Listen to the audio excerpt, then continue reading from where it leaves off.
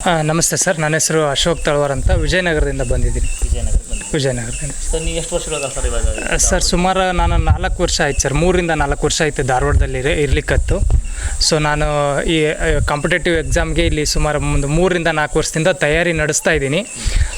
2021ರಲ್ಲಿ ಏನು 545 PSI notification ಆಯಿತು, ಅವತ್ತಿಂದ ಇಲ್ಲಿವರೆಗೂ ನಾವು ಪರೀಕ್ಷಾ ತಯಾರಿಯನ್ನು ಮಾಡ್ತಾಯಿದ್ದೀವಿ. ಆದರೆ ಅದೊಂದು ನೋಟಿಫಿಕೇಷನ್ ಬಿಟ್ಟರೆ ಅಲ್ಲಿಂದ ಇಲ್ಲಿವರೆಗೂ ಯಾವುದೇ ರೀತಿಯಾದಂಥ ಒಂದು PSI ನೋಟಿಫಿಕೇಷನ್ ಆಗಿಲ್ಲ ಇಲ್ಲಿವರೆಗೂ. ನಾವು ಸುಮಾರು ಬಾರಿ ಆಲ್ರೆಡಿ ಸರ್ಕಾರಕ್ಕೆ ಮನವಿ ಮಾಡಿದ್ದಾಯಿತು. ಬೆಂಗಳೂರಲ್ಲಿ ಹೋರಾಟ ಮಾಡಿದ್ವಿ, ಮೈಸೂರಲ್ಲಿ ಹೋರಾಟ ಮಾಡಿದ್ವಿ, ಬಿಜಾಪುರದಲ್ಲಿ ಹೋರಾಟ ಆಯಿತು.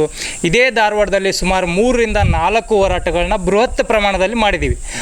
ಆದರೆ ಈ ಒಂದು ಹೋರಾಟಕ್ಕೆ ಪ್ರತಿಫಲವಾಗಿ ಸರ್ಕಾರ ಯಾವುದೇ ನಿರ್ಧಾರವನ್ನು ಇವತ್ತಿನವರೆಗೂ ತೊಗೊಳಕ್ಕಾಗ್ತಾಯಿಲ್ಲ.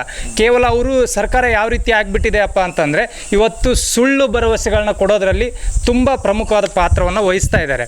ಯಾಕಂತಂದರೆ ನೋಡಿರಿ ಸರ್, ಈಗ ಪ್ರತಿ ಬಾರಿ ನಾವು ಹೋರಾಟ ಮಾಡಿ 1-2 ದಿನ ಆದ ತಕ್ಷಣ ಒಂದು ಮೀಡಿಯಾ ಮುಂದೆ ಬರ್ತಾರೆ, 56,000 ತುಂಬಿಡ್ತೀನಿ, 8,500 PSI, 8,000 ಪೊಲೀಸ್ ಕಾನ್ಸ್ಟೇಬಲ್ ತುಂಬ್ತೀನಿ, ಒಂದು 15,000 ಚಿಲ್ಡ್ರೆ ಟೀಚರ್ಸ್ ತುಂಬ್ತೀನಿ.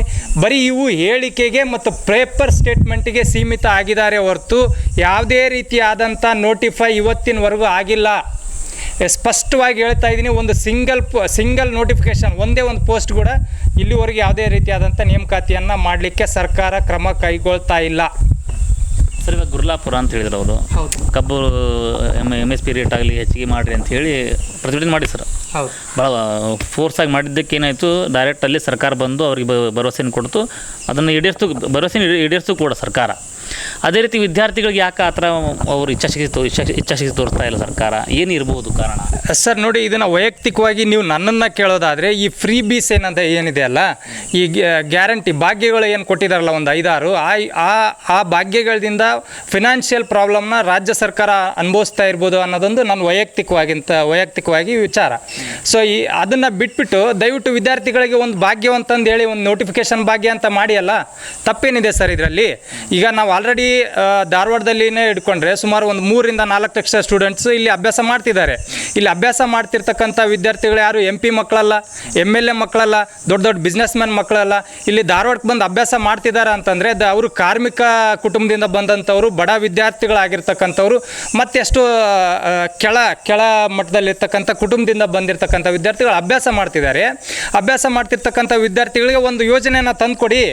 ಫಾರ್ ಎಕ್ಸಾಂಪಲ್, ನೀವು ಅದು ಯಾವುದೋ ವಿದ್ಯಾರ್ಥಿ ಇದು ಒಂದು 2,000 ರೂಪಾಯಿದು ವಿದ್ಯಾರ್ಥಿ ನಿಧಿ ಅಂತೇನೋ ಮಾಡಿದ್ದಾರೆ ರಾಜ್ಯ ಸರ್ಕಾರ, 3,000 ರೂಪಾಯಿ ಅಂತ ಹೇಳಿದ್ದಾರೆ. ಅದರಿಂದ 3,000 ರೂಪಾಯಿದಿಂದ ಆ ವಿದ್ಯಾರ್ಥಿ ಬದಲಾಗುತ್ತೇನ್ರಿ ಸರ್? ನಾನೀಗ ಸರ್ಕಾರಕ್ಕೆ ಕೇಳ್ತಾ ಇದ್ದೀನಿ, 3,000 ಕೊಟ್ಬಿಟ್ರೆ ಆ ವಿದ್ಯಾರ್ಥಿ ಹೇಗೆ ತನ್ನ ಜೀವನ ನಡೆಸ್ಲಿಕ್ಕೆ ಆಗ್ತದ? ದಯವಿಟ್ಟು ನಾನು ಹೇಳ್ತಾ ಇದ್ದೀನಿ, ಈ 3,000 2,000 ರೂಪಾಯಿ ಯೋಜನೆಯನ್ನು ಬಿಡ್ರಿ. ಆ 3,000 2,000 ರೂಪಾಯಿ ಯೋಜನೆ ಅದು ಯಾರಿಗೆ ತಲುಪ್ತಿದೆಯೋ ನನಗಂತೂ ಗೊತ್ತಿಲ್ಲ. ಧಾರವಾಡದಲ್ಲಿರ್ತಕ್ಕಂಥ ಪ್ರತಿಯೊಬ್ಬ ವಿದ್ಯಾರ್ಥಿ ಇವತ್ತು ಯಾವ ರೀತಿ ಪರಿಸ್ಥಿತಿನ ಅನುಭವಿಸ್ತಿದ್ದಾನೆ ಅಂತಂದರೆ, ಬಾರಲ್ಲಿ ರೆಸ್ಟೋರೆಂಟಲ್ಲಿ ಕೆಲಸ ಮಾಡ್ತಿದ್ದಾರೆ ಸರ್. ಅದಕ್ಕೆ ಫಾರ್ ಎಕ್ಸಾಂಪಲ್ ನನ್ನ ಸ್ನೇಹಿತನೇ ಮೆಸ್ಸಲ್ಲಿ ಕೆಲಸ ಮಾಡಿಕೊಂಡು ತನ್ನ ವಿದ್ಯಾಭ್ಯಾಸವನ್ನು ಮಾಡ್ತಿದ್ದಾನೆ. ಎಷ್ಟು ವರ್ಷ ಅಂತ ಮಾಡೋಕ್ಕಾಗುತ್ತೆ ಸರ್? 1 ವರ್ಷ 2 ವರ್ಷ ತಂದೆ ತಾಯಿಗಳು ಸಪೋರ್ಟ್ ಮಾಡ್ಬೋದು. ಆಲ್ರೆಡಿ 27-28 ಏಜಲ್ಲಿದ್ದಾರೆ ವಿದ್ಯಾರ್ಥಿಗಳು. ಅಂಥ ವಿದ್ಯಾರ್ಥಿಗಳಿಗೆ 3 ವರ್ಷದಿಂದ ವೆಯ್ಟ್ ಮಾಡಿದ್ರು ಒಂದು ಸಿಂಗಲ್ ನೋಟಿಫಿಕೇಷನ್ ಮಾಡೋಕ್ಕಾಗ್ತಾ ಇಲ್ಲ ಅಂತಂದರೆ ನೀವು ಯಾತಕ್ಕೆ ರಾಜ್ಯ ಸರ್ಕಾರವನ್ನು ನಡೆಸ್ತಿದ್ದೀರಿ? ಈಗ ಆಲ್ರೆಡಿ ಬೃಹತ್ ಮಟ್ಟದಲ್ಲಿ ನಮ್ಮ ಸಮಸ್ಯೆಗಳೇನಂತ ಹೇಳಿದ್ವಿ. ಒಂದು ವಯೋಮಿತಿ ಕೊಡ್ರಿ ಸರ್. 3 ವರ್ಷದಿಂದ ಕಾಲ್ಫಾರ್ಮ್ ಆಗಿಲ್ಲ ಅಂತಂದರೆ ಅದಕ್ಕೂ 2 ವರ್ಷ ಸತಾಯಿಸಿದ್ದೀರಿ. 2 ವರ್ಷ ಆದಮೇಲೆ 5 ವರ್ಷ ಮೊನ್ನೆ ಒಂದು ಏಜ್ ರಿಲ್ಯಾಕ್ಸೇಷನ್ ಕೊಟ್ಟಿದ್ದೀರಿ. ಆ ಏಜ್ ರಿಲ್ಯಾಕ್ಸೇಷನ್ ನೋಡಿದರೆ ಇವತ್ತು ಎಷ್ಟೋ ವಿದ್ಯಾರ್ಥಿಗಳು ದಿನಕ್ಕೆ, ಫಾರ್ ಎಕ್ಸಾಂಪಲ್, ಒಂದು ದಿನಕ್ಕೆ ನನ್ನ ಪ್ರಕಾರ 150ರಿಂದ 200 ಸ್ಟೂಡೆಂಟ್ಸ್ ತಮ್ಮ ವಯೋಮಿತಿಯನ್ನು 5 ವರ್ಷ ಕೊಟ್ಟರು ಕೂಡ ಕಳ್ಕೊಳ್ತಾ ಇದ್ದಾರೆ. ಪ್ರತಿದಿನ ವಿದ್ಯಾರ್ಥಿಗಳು 5 ವರ್ಷ ಏಜ್ ರಿಲ್ಯಾಕ್ಸೇಷನ್ ಕೊಟ್ಟರು ಅದರಿಂದ ಹೊರಗುಳಿತಾ ಇದ್ದಾರೆ. ಹಾಗಾದರೆ ನೀವು ಇನ್ನೂ 5 ವರ್ಷ ಕೊಟ್ಟಿದ್ದೀವಿ ಅಂತ 5 ವರ್ಷ ಬಿಟ್ಟು ನೇಮಕಾತಿ ಮಾಡೋದಾದರೆ ಅದು ಏನು ಯೂಸ್ ಇದೆ? ನಾನು ರಾಜ್ಯ ಸರ್ಕಾರಕ್ಕೆ ನೇರವಾಗಿ ಕೇಳ್ತಾ ಇದ್ದೀನಿ, ವಯೋಮಿತಿಯನ್ನು ಏಜ್ ರಿಲ್ಯಾಕ್ಸೇಷನ್ ಕೊಟ್ಟಿದ್ದೀರಿ ಅಂದರೆ ತಕ್ಷಣಕ್ಕೆ ನೀವು ನೋಟಿಫಿಕೇಷನ್ನ ಪ್ರಾರಂಭ ಮಾಡಲೇಬೇಕು.